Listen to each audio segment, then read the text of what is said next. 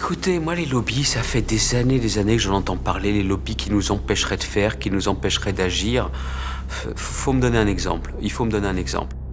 L'État autorise un niveau de prix du Plavix 27 fois supérieur à l'aspirine. 27 fois. Le marché français, c'est 500 millions pour le Plavix. Si c'était de l'aspirine, ce serait 27 fois inférieur. La sécurité sociale accepte de rembourser un médicament qui n'en est pas un, qui n'a aucun intérêt, à un prix 27 fois supérieur à l'aspirine. C'est magnifique du point de vue commercial, c'est un tour de passe-passe de génie absolu.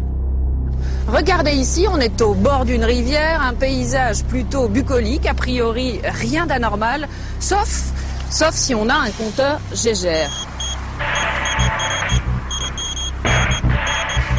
Il y a bien de la radioactivité sous mes pieds et elle n'a rien de naturel. Mais depuis des décennies, les autorités ne semblent pas s'en préoccuper, laissant les populations dans l'ignorance face au danger. 8 Français sur 10 ont confiance dans l'eau du robinet. Pendant 8 mois, nous avons parcouru la France pour savoir s'ils peuvent la boire sans danger. Officiellement, tout citoyen a droit à une eau potable sans risque pour sa santé. Officiellement seulement. Car dans de nombreuses communes, l'eau est contaminée.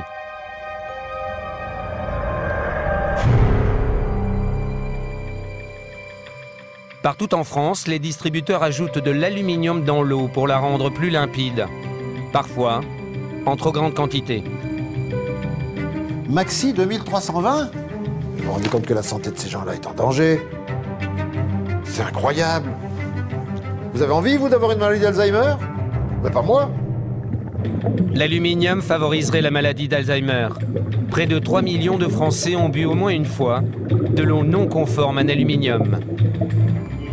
En Charente, en Eure-et-Loire ou en Seine-et-Marne, la population boit une eau interdite pour les femmes enceintes ou les jeunes enfants. On ne peut pas décemment continuer à ouvrir le robinet et avoir la pourriture qui nous sort du robinet. Il y a quelque chose qui est tout à fait intolérable. En 2008, 5 millions de Français ont consommé au moins une fois de l'eau non conforme en pesticides, malgré les risques de cancer. Dans d'autres régions, c'est le radon, un gaz hautement radioactif qui se diffuse dans l'eau du robinet. Il y a 255 000 becquerels par mètre cube. 255 000 becquerels par mètre cube, j'ai jamais vu ça nulle part. Les citoyens et les élus boivent une eau chargée en radon sans en être informés. On n'a jamais eu d'analyse de radon, en tout cas qui nous ont été communiqués, et on n'est absolument pas au courant de ces résultats. Le radon est cancérigène, mais la France ne mesure pas sa présence dans l'eau. Une nouvelle menace vient aussi d'être identifiée. Sans le savoir, les Français boivent une eau qui contient des médicaments.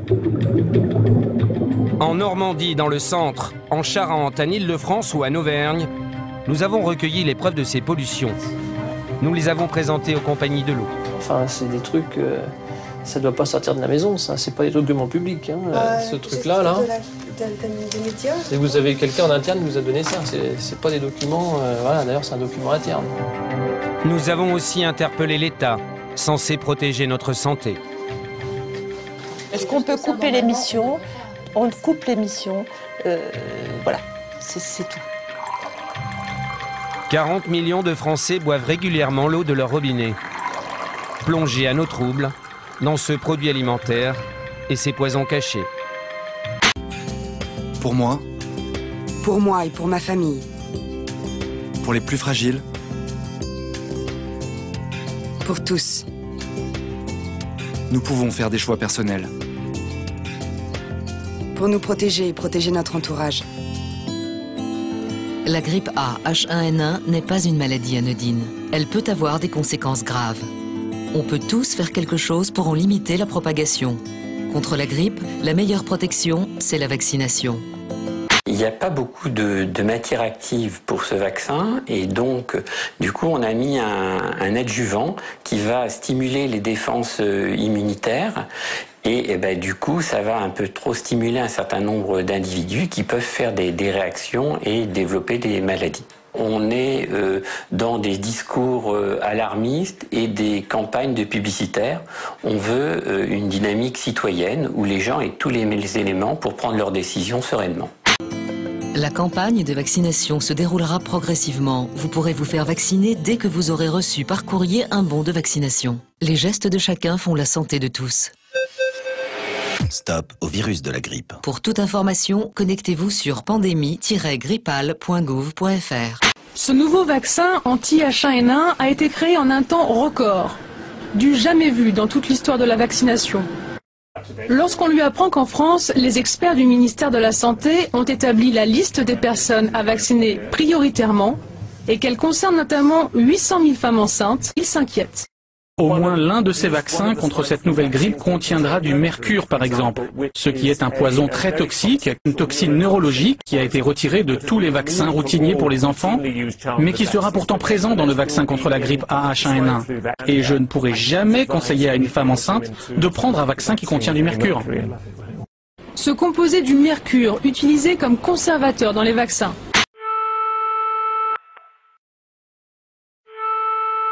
Laboratoire Sanofi, service commande, j'écoute. Oui, c'est pour une commande de vaccin. Bah, très bien, parfait. Qu'est-ce qu'il vous faut comme genre de vaccin, mademoiselle? Pour la grippe. Parfait, vous pouvez pas mieux tomber. Eh bien, j'en ai plein. Il vous faut combien? Il m'en faut pour toute la France. Oui, d'accord, je vois. Bon, alors si on multiplie, je pense qu'il vous en faut à peu près 100 millions. Oui, c'est ça, 100 millions. Ah, ok. Mais... Oui. C'est beaucoup, non? Oh, je vous rigolez. À mon avis, dans 2 semaines, vous reviendrez pour m'en commander d'autres. Faites-moi confiance. Je vais vous faire confiance. Mais oui. Et puis en plus, vous verrez, à ce prix-là, c'est un vrai cadeau. Vous n'en reviendrez pas. Super. Bon, c'est Roselyne qui va être contente. C'est ça, au revoir. Bon, ça c'est fait.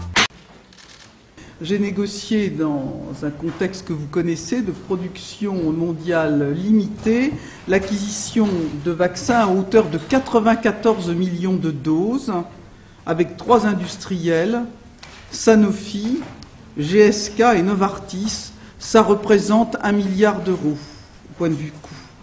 Ces contrats comportent d'autre part la pré-réservation de tranches conditionnelles supplémentaires de 36 millions de doses. C'est le geste que vous avez dû accomplir des centaines de fois l'hiver dernier, se désinfecter les mains avec du gel antibactérien, une action en fait inefficace dans la lutte contre la grippe A, selon une étude américaine. Pendant 10 semaines, 200 personnes se sont pliées à des tests. Sur les 100 qui ont utilisé un gel toutes les 3 heures, 42 ont attrapé un rhume, contre 51 dans le groupe témoin.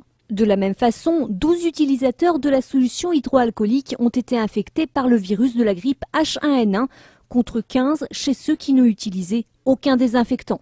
Explication de ces résultats, selon les chercheurs, la transmission du virus se ferait davantage par voie aérienne. Pourtant, l'utilisation de gel a vigoureusement été recommandée par les autorités sanitaires. Pendant la pandémie de grippe H1N1, les fabricants de solutions antibactériennes s'en sont frottés les mains. Des millions de flacons ont été écoulés en quelques semaines. Le vaccin de la grippe va être excellent pour le marché des fabricants de chaises roulantes. L'homme vient de déposer une plainte contre X au tribunal d'Evry pour tentative d'empoisonnement. Il accuse le gouvernement d'être à la botte de l'Organisation mondiale de la santé. Je ne pense pas que nous ayons un gouvernement dans ce pays. Je pense que nous avons un certain nombre de marionnettes manipulées de bien plus loin que cela. Enfin, pas si loin que ça. L'OMS n'est pas très loin de Paris. L'OMS est du côté de la Suisse. Ce psychosociologue, comme il se présente, met en cause le squalène, cet adjuvant utilisé dans la composition du vaccin de la grippe A et qui, selon lui, aurait des effets secondaires dangereux. Cette huile de requin, déjà utilisée auprès des soldats de la guerre du Golfe, aurait d'après lui déjà fait de nombreuses victimes. Immédiatement après avoir pris du Tamiflu, ma température est soudainement montée en flèche. J'ai eu une grosse suée, j'avais chaud, mon visage était trempé et j'ai eu encore plus la nausée. On lui prescrit un traitement au Tamiflu et il est mort en réanimation dans la soirée. On développe un vaccin dans des conditions d'amateurisme que je n'ai jamais vues. Prenons l'hypothèse pessimiste, un décès chez 1000 patients. On va vacciner 60 millions de gens. Et vous allez avoir 60 000 décès, et cette fois-ci des gens jeunes, des enfants, etc. Donc vous êtes contre la vaccination? Bien entendu. Et on a découvert quand même que GlaxoSmithKline, pour accélérer le processus de fabrication du vaccin, avait exceptionnellement mis du mercure dans ces vaccins. Par ailleurs, aux États-Unis, les fabricants de vaccins ont obtenu une immunité juridique et donc, en cas d'accident, ils ne seront pas poursuivis.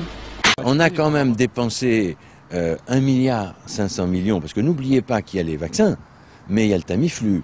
On a acheté des doses inimaginables de Tamiflu, dont on ne sait pas quoi faire, parce qu'on les a données aux pharmaciens pour qu'ils les donnent, et la date de péremption, c'est avril 2010. Mais on a aussi acheté des millions et des millions de masques qui n'ont pas servi, des gels qui n'ont pas servi, ou peu. Donc on se retrouve avec quand même des dépenses qui sont l'équivalent de la totalité des dépenses ou des déficits plutôt des hôpitaux français. Ils nous ont vendu ces vaccins parce qu'ils ont dit au ministère, si vous ne les prenez pas maintenant, il n'y en aura plus pour vous. Et donc le ministère est allé un petit peu fort, un peu loin, on a acheté 94 millions en se disant c'est toujours ça de prix si jamais c'est l'apocalypse. Je vous ferai remarquer aussi qu'au mois de juin-juillet, on nous annonçait entre 20 et 30 000 morts. Et là, c'était évidemment très anxiogène. On a un petit peu appuyé sur le côté anxiogène de la chose. Il aurait fallu à ce moment-là lire les publications anglaises, américaines, qui montraient que cette grippe était une grippe pandémique. Mais pandémique ne veut pas dire que c'est dangereux. Pandémique, ça veut dire que ça touche tout le monde. Pendant 4 ans, Patrick Van de Velde a mené des recherches sur une molécule baptisée RU 58668. Une molécule qui s'annonçait très prometteuse contre certains cancers du sein. Je voulais simplement vous expliquer un petit peu comment on a mené à bien cette expérience. En fait, c'est extrêmement simple, il suffit de prendre de la tumeur mammaire humaine que l'on implante chez la souris. Au bout de 3 mois, chez les animaux témoins, on avait ces tumeurs-là. Vous voyez, là, il y a 9 tumeurs qui viennent de 9 souris, ça remplit entièrement mon flacon. Ça, c'était les témoins qui recevaient aucun traitement. Ou alors, on traitait avec notre produit, le RU 58668. Je pense qu'à la caméra, on voit rien, parce que les tumeurs sont ici, vous voyez, dans le fond. Elles sont 8 à 10 fois plus petites qu'au début du traitement. Ce produit-là, on l'a arrêté, simplement parce que derrière, il y a des gens du marketing qui ont dit, oui, mais vous voyez, 600 millions de chiffre d'affaires, c'est pas suffisant. Donc on l'arrête. C'est la loi du marché. C'est la loi du marché. On fabrique des médicaments comme on fabrique des aspirateurs. Le lobbying, ça consiste à faire les choses en amont, parce qu'une fois que les lois ou les décrets sont promulgués, c'est trop tard. C'est clair que ça influence. Je me battrai pour que les Français aient la meilleure alimentation possible. L'offre alimentaire qui est proposée aux Français, c'est une alimentation qui est extrêmement transformée par rapport aux aliments de base. Nous sommes aux environs de 18% d'adultes obèses. L'Union des annonceurs nous donnait le discours suivant, tenez-vous bien, la publicité n'a pas pour objet de faire vendre, pas du tout. Leur but, c'est aussi d'avoir des clients qui vivent le plus longtemps en meilleure santé possible pour acheter le plus longtemps leurs produits. On s'est déjà fait avoir avec l'industrie pharmaceutique. Et maintenant, c'est l'agroalimentaire qui vient nous faire de la prévention de santé publique. Mange 5 fruits et légumes par jour. Bouger mieux pour manger mieux, quelque chose comme ça. Manger, bouger. C'est 77 médicaments plus 12 classes de médicaments. Au total, donc 89 produits font l'objet d'une pharmacovigilance renforcée. Alors, il ne faut absolument pas parler d'une liste noire. La directrice adjointe de l'Agence française de sécurité sanitaire l'a rappelé tout à l'heure. La présence d'un médicament sur cette liste est même une garantie pour le patient, car cela veut dire qu'il y a donc une surveillance particulière. En aucun cas, donc, le patient doit suspendre ou arrêter son traitement sans en parler à son médecin. Alors, la directrice adjointe de l'agence a également rappelé que tous ces médicaments bénéficiaient d'une autorisation de mise sur le marché. Sur cette liste, donc, on trouve des médicaments que les autorités sanitaires ont jugé à titre préventif de renforcer le suivi, et puis parce que des signaux de risque ont été détectés. L'objectif, c'est donc de poursuivre les examens, les analyses, de faire des enquêtes, et puis éventuellement de restreindre les conditions d'utilisation ou de faire des communications à destination des professionnels. Alors, je ne vais pas vous faire la liste exacte de ces 77 médicaments, on trouve par exemple une pilule du lendemain, un vaccin contre le cancer du col de l'utérus, le Champix ou encore la pilule pour maigrir Ali. Deux produits également qui, eux, devraient bientôt être interdits. Le Buflomédil, Fonzilane également, qui est accusé d'avoir des effets cardiaques et neurologiques mortels. Et puis le Nizoral, un antimycosique qui devrait également être interdit prochainement. Allez-y, monsieur Bachy. Dans ce cabinet médical, l'état d'esprit des patients a changé. Plusieurs médicaments mis sur la sellette coup sur coup, c'est toute une partie de la confiance qui s'est envolée. Certains ont choisi de limiter leur recours aux médicaments, d'autres s'interrogent. Déjà, quand on voit la liste des contre-indications, c'est déjà effrayant. Et puis après, quand on apprend que tel médicament peut entraîner la mort, moi, à un moment donné, j'étais prêt à plus rien prendre du tout. Certains l'ont fait, ils ont carrément arrêté leur traitement. Difficile alors pour le docteur de raisonner ces patients un peu trop pressés. C'est tout un calcul du rapport bénéfice-risque qui doit s'engager dans la plus grande humilité. La bonne réponse du médecin, c'est s'il sait, il répond. S'il ne sait pas, il dit je vais regarder. Je veux dire, un médecin, c'est pas omniscient. Moi, je crois qu'il faut accepter parfois de dire bon, vous me dites ça, je vais vérifier et je vous réponds. Les généralistes peuvent se tourner vers leurs confrères, vers les spécialistes, vers les revues également spécialisées. Avec un bémol cependant, certains mettent en doute l'objectivité de ces publications, parfois dépendantes financièrement de l'industrie du médicament. Il a pris du Mediator pendant 7 ans. Aujourd'hui, il se sent trahi. Je suis vraiment épuisé de tout ce que je fais à la maison. Même quand je me promène, je suis fatigué. J'ai pris ce médicament-là pour le diabète et cela m'a détruit. Et puis je vois que maintenant, ma vie pour moi est terminée. Le Mediator est toxique pour le cœur. Il a été retiré du marché l'an dernier après 33 ans de commercialisation. Pourtant, dès 1998, les autorités sanitaires ont été alertées des dangers potentiels de ce médicament, massivement prescrit comme coupe-faim, alors qu'il était destiné uniquement aux diabétiques.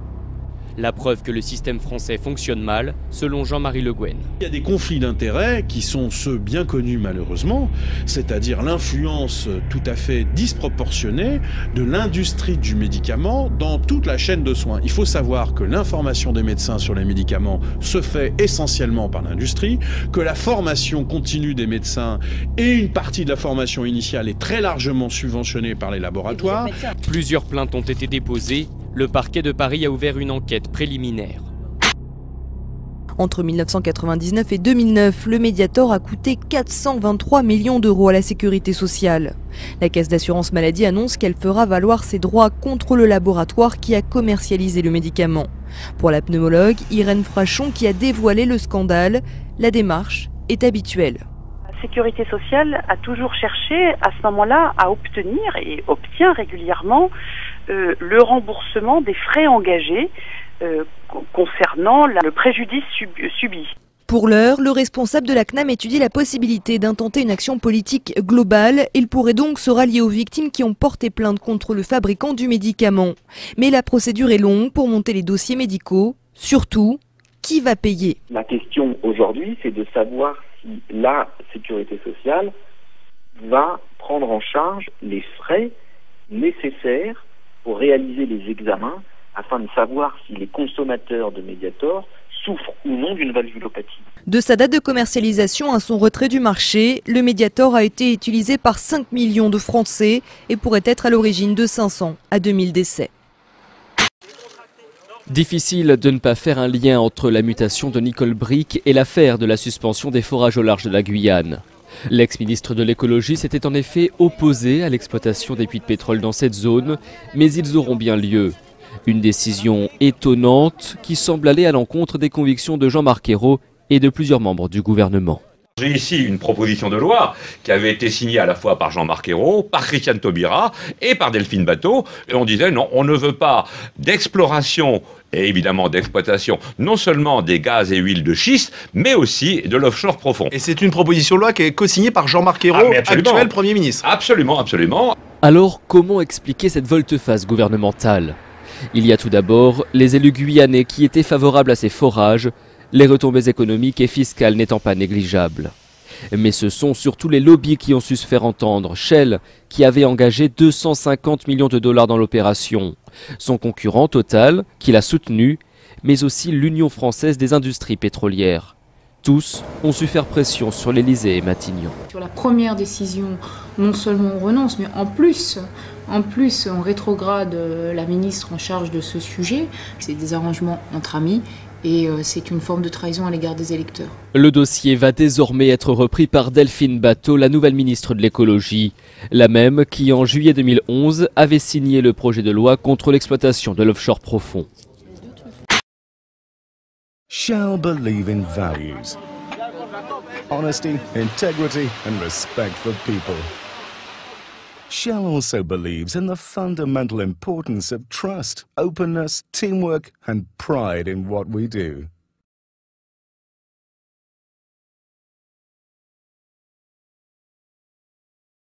Shell believe in principles. All companies have a systematic approach to health, security and environmental management.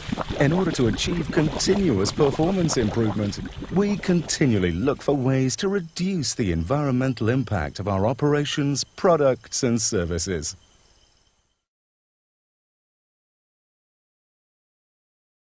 Shell companies aim to be good neighbours by continuously improving the ways in which we contribute, directly or indirectly, to the general well-being of the communities within which we work.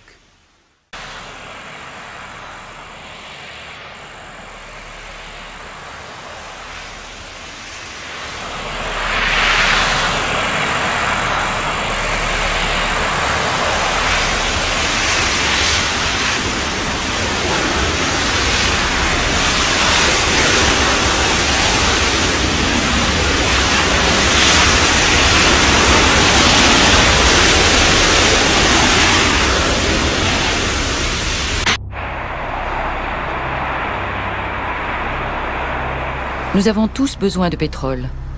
Sans cette matière première, pas de mobilité. À eux seuls, les Européens consomment 2,5 milliards de litres par jour. On le sait peu, mais lors de l'extraction de pétrole, on extrait également du gaz naturel. Plutôt que d'utiliser cette précieuse matière première, on choisit généralement de la faire brûler, de la gaspiller et de la rejeter dans l'atmosphère où elle contribue au dérèglement climatique. Visiblement, pour les groupes pétroliers, seul compte l'argent rapide. La combustion de ce gaz produit chaque année 400 millions de tonnes de gaz à effet de serre. Autant que toutes les voitures d'Allemagne, de France et de Grande-Bretagne réunies.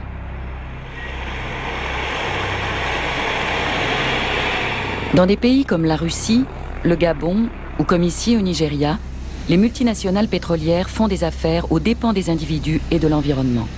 Des quantités incroyables de dioxyde de carbone sont rejetées dans l'air ici. C'est du gaz, et on l'enflamme. Tous les jours, 24 heures sur 24, sans arrêt. Vous voyez bien que Shell détruit notre village. Vous sentez la chaleur. Dans plus de 25 départements, 300 millions de tonnes de déchets radioactifs ont été abandonnés sans aucune surveillance, ou presque. Je prends une carte de crédit de mon portefeuille. Voilà, ainsi de protéger. Entre 1945 et 2001, les mines d'uranium françaises ont fonctionné à plein régime pour l'indépendance énergétique et nucléaire du pays. Mais quel est l'impact sur la santé des riverains ou des mineurs? J'ai remarqué que dans les anciens collègues, plus bas, c'est une hécatombe. Pendant des années, les politiques ont ainsi abandonné tout contrôle sur ces déchets de l'industrie nucléaire. Il y a un mélange permanent des genres entre contrôleurs et contrôle. Multipliant même les tours de passe-passe législatifs pour évacuer le problème. On est où là? On est où? Dans l'Union soviétique ou on est en France? On est dans une dictature ou on est dans une démocratie? Malgré les rapports alarmants et la mobilisation de quelques citoyens, depuis 30 ans, rien n'a changé et rien n'est fait pour trouver une solution. Attendez, là il y a un truc qui va pas du tout dans ce pays. En Bourgogne, en Rhône-Alpes ou dans le Limousin, dans la moitié de nos régions, près de 300 millions de tonnes de matières radioactives sont dispersées dans les campagnes ou les villes françaises. Nous avons retrouvé des images inédites, tournées près de Limoges, en 1992 par un habitant de la région. On y découvre des camions chargés de résidus du traitement de l'uranium. Il déverse ces boues radioactives dans une carrière abandonnée, sans autre précaution. Tous ces déchets ont été principalement abandonnés par le CEA, le Commissariat à l'énergie atomique, puis par la COGEMA, la Compagnie générale des matières nucléaires.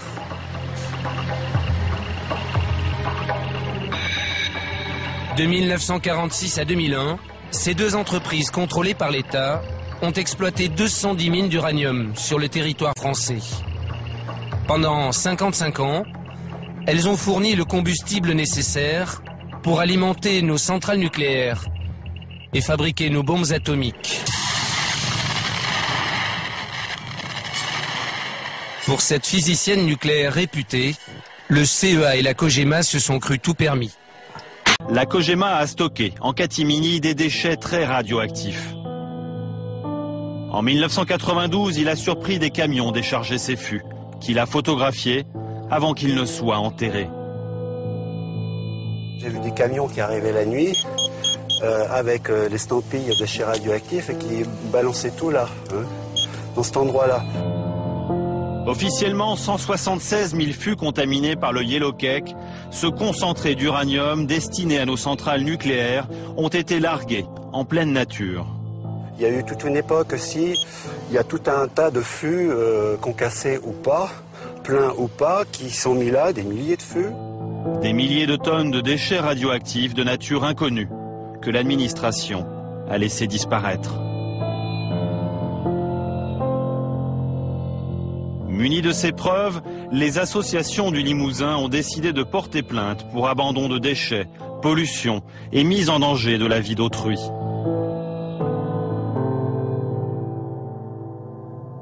COGEMA devant le tribunal correctionnel de Limoges pour abandon de déchets radioactifs pendant les 50 ans où elle a exploité les mines du Limousin. En juin 2005, pour la première fois, la multinationale française du nucléaire se retrouve sur le banc des accusés au tribunal correctionnel de Limoges. À ce moment-là, les citoyens plaignants croient encore en leur justice. Nous prétendons qu'il y a véritablement un gros problème de pollution, un gros problème de déchets et il faut que la justice passe. 5 mois plus tard, c'est la consternation. Le 14 octobre 2005, la COGEMA est relaxée. Elle sort du tribunal sans la moindre condamnation. Aujourd'hui, l'avocat qui soutenait les associations pense que la partie était perdue d'avance. Areva a profité d'une réglementation taillée sur mesure pour l'industrie nucléaire, un régime d'exception pour ces déchets radioactifs. Alors, la défense d'Areva, qui a été extrêmement efficace, a consisté à dire vous devez appliquer les règles du droit minier, qui sont encore une fois extrêmement favorables à l'exploitant, puisqu'elles sont faites pour permettre le développement de l'industrie minière. Donc on applique le droit minier, on applique le droit nucléaire, et la combinaison des deux fait que finalement on a une définition de déchets qui ne permet pas d'englober la plus grande partie de ce que l'on retrouve aujourd'hui dans la nature. Donc au final, officiellement à Bessines, il n'y a pas de déchets pour la justice. Alors officiellement, il n'y a pas de déchets effectivement dans le Limousin, c'est au-delà de Bessines, il n'y a pas de déchets dans le Limousin aujourd'hui. Oui. Bah, écoutez, oui, ça pose un vrai problème. En France, le nucléaire est un domaine réservé, un précaré où les décisions ne se prendraient qu'au plus haut niveau, à l'Élysée. Nous allons vous raconter comment des ministres et des députés n'ont jamais eu leur mot à dire face à la puissante compagnie qui fournit à la France son combustible nucléaire. Comment la COGEMA, devenue depuis Areva, a réussi à faire passer ces rejets radioactifs pour de vulgaires déchets domestiques. Notre histoire commence en 1991. Un ancien journaliste, Pierre Desgroppes, a été nommé à la tête du Conseil supérieur de la sûreté de l'information nucléaire. Cette année-là, il rend son rapport sur les dépôts de matières radioactives au ministre de l'Industrie, mais aussi de la Santé et de l'Environnement. Dans ce rapport, il consacre un chapitre aux déchets des mines d'uranium françaises. En 7 pages, Pierre Desgroppes pointe tous les dangers à venir, les quantités énormes de déchets, leur dispersion, et surtout il affirme que la radioactivité des résidus de traitement de l'uranium serait sous-estimée. Le résidu contient encore un peu d'uranium, mais surtout la quasi-totalité des descendants radioactifs de l'uranium, et en particulier le radium-226. Les résidus, ce sont ces millions de tonnes de boue radioactive rejetées dans les campagnes, comme ici dans le Limousin, et même dans certaines villes françaises. Selon Pierre Desgroppes, la dangerosité de ces résidus serait négligée par la COGEMA et l'État. La réponse se trouve à l'Assemblée. En 1991, 6 mois après le rapport Desgroppes, la première grande loi sur la gestion des déchets radioactifs est votée à l'unanimité. Cet homme en est l'auteur. Malgré les mises en garde, la loi Bataille a fait l'impasse sur les déchets radioactifs des mines d'uranium. Pourtant, depuis 20 ans, ce député socialiste participe à la fabrication de toutes les lois sur le nucléaire. Il est censé connaître la question sur le bout des doigts. Est-ce que cette réglementation ne pose pas question? J'ai pas en tête, par cœur, les termes de la loi. Si l'on prend un résidu des mines d'uranium et qu'on le pose sur un spectrogramme, on va s'apercevoir que l'activité radioactive de l'uranium est assez faible, mais que sur le spectre, le thorium et le radium, par contre, on voit une radioactivité importante. Mais je ne suis pas convaincu que ça ne soit pas pris en compte. Je vous l'assure. Je ne peux pas vous donner là maintenant de réponse précise, mais c'est à vérifier. Nous avons vérifié. Aucun article de cette loi ne prend en compte la dangerosité des résidus. Et le député n'a manifestement pas compris le problème. Quand on imagine que c'est un minerai dont on a extrait l'uranium, il ne doit pas rester grand-chose. Le thorium, le radium, tout ça. Et les enfants de l'uranium. Oui. Plus toxique que l'uranium. Oui. Oui. L'importance de la radioactivité des déchets des mines d'uranium aurait-elle échappé à Christian Bataille? À l'Assemblée, une ancienne députée du même camp politique a pourtant tout tenté pour changer la réglementation. En 1997, Michel Rivasi entre dans l'hémicycle. La COGEMA retraite sur son site de la Hague des comptes. La nouvelle députée connaît parfaitement le dossier, car elle a participé 11 ans plus tôt à la création du laboratoire indépendant de la CRIRAD. Michel Rivasi va donc proposer de faire un nouveau rapport sur les déchets radioactifs. Et pour cela, il lui faut intégrer l'Office parlementaire des choix scientifiques, chargé de ces questions à l'Assemblée. À l'Office parlementaire, j'ai demandé à être saisi sur ce dossier de la gestion des déchets radioactifs. Et puis on m'a dit non, il y a le député Bataille, le député Ledéo qui s'en occupent depuis des années, ils sont compétents dans ce domaine, non, occupe-toi de la bioéthique. Alors non, je n'ai pas accepté, et je me suis bagarré, il a fallu que j'aille voir Laurent Fabius, il a fallu que je me bagarre vis-à-vis de certains députés du Parti Socialiste, et j'ai fini par l'obtenir. C'est donc contre son propre camp politique que Michel Rivasi se bagarre. Je vous remercie au nom de l'Office parlementaire d'évaluation des choix scientifiques et technologiques. En mars 2000, après 6 mois d'enquête, lorsqu'elle présente son rapport à l'Office parlementaire, une nouvelle surprise l'attend. Avec des interventions. D'habitude, tous les rapports, bon, ça se discute, il y a des amendements qui sont apportés, etc. Tandis que là, on m'a dit non, ton rapport, on l'accepte pas. Alors que je n'avais pas pris de position pour ou contre le nucléaire. Pour moi, quelle que soit la position qu'on a, moi je pense qu'il faut bien gérer les déchets radioactifs. Si vous voulez, il n'y a pas de discussion objective au niveau des députés présents, que c'est à haut niveau que ça se décide et que nous, on doit tout avaliser. 9 ans après le rapport Desgroppes, le rapport Rivasi est à son tour enterré. La réglementation ne changera pas. La radioactivité des résidus reste sous-évaluée. J'ai demandé à l'OPRI, l'Office de protection contre les rayonnements ionisants, qui était chargé de contrôler la radioprotection, c'est-à-dire l'aspect santé, comment ils faisaient leurs mesures. J'ai demandé d'abord à leur directeur, j'ai pas eu de réponse. Au bout d'un mois ou un mois et demi, j'ai envoyé un courrier, je n'ai pas eu de réponse. J'ai envoyé une lettre recommandée avec accusé de réception, ce qui n'est pas dans les usages de l'administration. pour apprendre que l'OPRI ne faisait aucune mesure et qu'elle se contentait de celle que la COGEMA lui transmettait.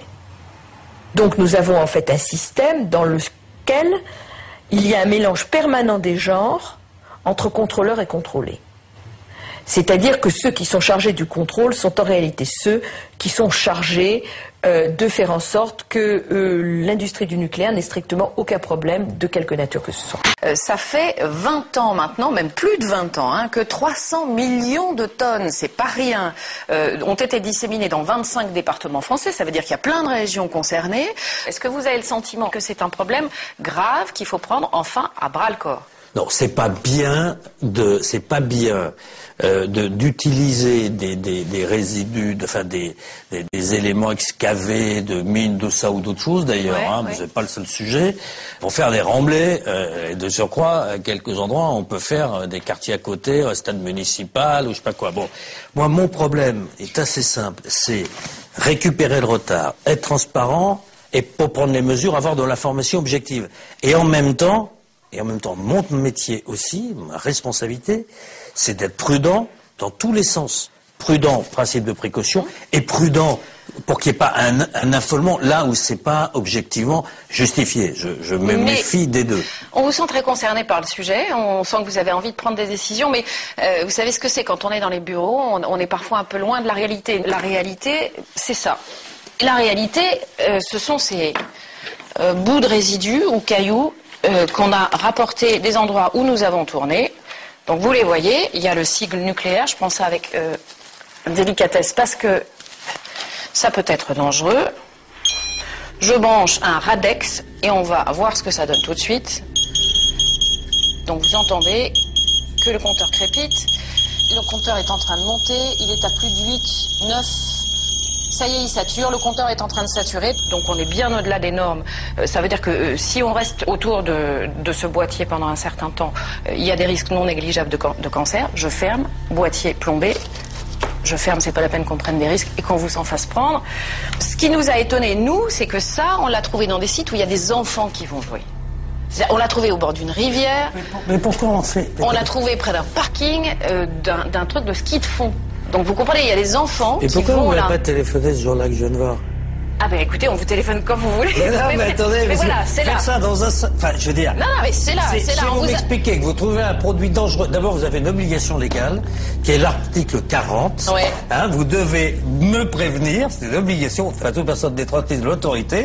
Vous aurez dû aller immédiatement chez le maire, chez le procureur de la République, chez le ministre, dire, attendez, là il y a un truc qui va pas du tout dans ce pays. Mais vous vous rendez compte que vous avez gardé ce secret? Mais non, pas du tout. C'est pas un secret, on vous le dit à vous, ministre. C'est encore plus important. Avec retard. Écoutez, moi les lobbies, ça fait des années que j'en entends parler, les lobbies qui nous empêcheraient de faire, qui nous empêcheraient d'agir. Il faut me donner un exemple.